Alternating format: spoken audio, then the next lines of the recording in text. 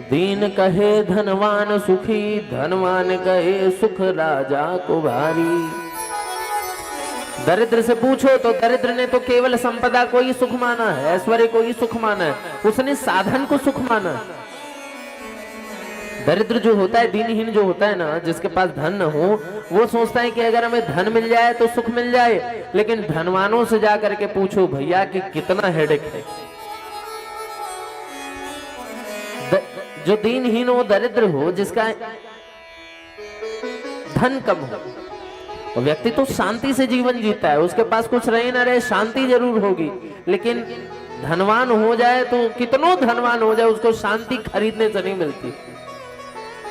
तो शांति को खरीदा नहीं जा सकता, ये तो संतोष से आता है। और संतोष अगर धनवान कर ले तो धनवान संतुष्ट यदि हो जाए तो विचार करो वो फिर धनवान कैसे रहेगा।